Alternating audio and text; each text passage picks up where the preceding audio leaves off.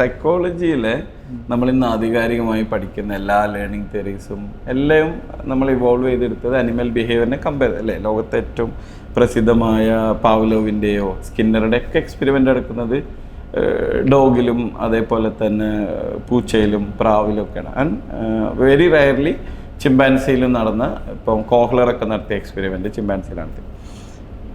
അപ്പോൾ ആ ഒരു അർത്ഥത്തിൽ അനിമൽ ബിഹേവിയർ തന്നെ നമുക്ക് ഹ്യൂമൻ ബിഹേവിയറിനെ എക്സ്പ്ലെയിൻ ചെയ്യാൻ പലപ്പോഴും യൂസ് ചെയ്തിട്ടുണ്ട്. ഇത് യഥാർത്ഥത്തിൽ ഹാർലോ 1950-60 കാലഘട്ടത്തിൽ അറ്റാച്ച്മെൻറ്റുമായി നടത്തിയ ഒരു എക്സ്പെരിമെൻറ്റിനെ പ്രൂവ് ചെയ്യുന്ന ഒരു കാഴ്ചയാണ് ഇപ്പോൾ വീണ്ടും ഈ ട്രെൻഡിങ് ആയ കാഴ്ചയിലുള്ളത്.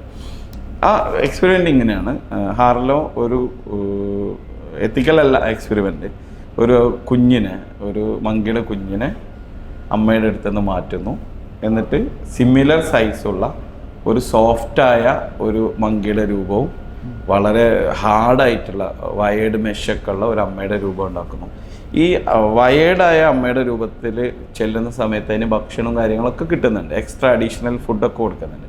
പക്ഷെ എല്ലാം ഇപ്പോഴും ഈ സോഫ്റ്റായ മങ്കിയുടെ അടുത്ത് പോകാനാണ് ആ കുട്ടി കാണിച്ചത്. സിംപ്ലിലി ഞാൻ ഇന്ന് ട്രെയിനിൽ വരുമ്പോൾ ബസ്സിൽ വരുമ്പോൾ ഒക്കെയും ഇതന്നെയാണ് യൂത്ത് എല്ലാവരും നോക്കുന്നത്.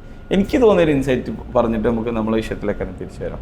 യഥാർത്ഥത്തിൽ എല്ലാവരും ആ ഒരു സോഫ്റ്റായ ഒരു ടച്ചും ഹഗ്ഗൊക്കെ ആഗ്രഹിക്കുന്നുണ്ട്. അത് ഇറസ്പെക്റ്റീവ് ഓഫ് ദ പാരൻ്റ് എന്നുള്ളതല്ല.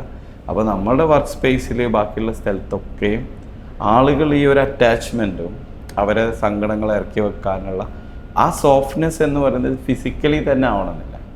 നമ്മൾ കൊടുക്കുന്ന ഒരു വാമത്ത്, പരിഗണന, ഒരു ഭക്ഷണം കഴിച്ചോ എന്നുള്ള ചോദ്യം, എല്ലാവരും ഉള്ളിലും ആ പരിഗണന ആഗ്രഹിക്കുന്ന ഓരോ ജീവിയും അടിസ്ഥാനപരമായി ആഗ്രഹിക്കുന്നത് ആ ഒരു സ്വന്തം സൊസൈറ്റിയിലേക്കുള്ള ഒരു കൂടിച്ചേരൽ, affiliation, the need for affiliation എന്ന് പറയുന്നത്.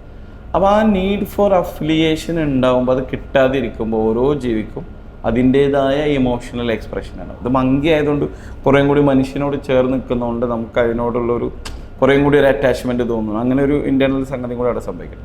ഇത് യഥാർത്ഥത്തിൽ ജൈവികമായി ഓരോ മനുഷ്യൻ്റെയും ഉള്ളിലുള്ള മോട്ടിവേഷനിലെ ഒരു പ്രധാനപ്പെട്ട മോട്ടിവേഷനാണ് നീഡ് ഫോർ അഫിലിയേഷൻ എന്ന് പറയുന്നത്.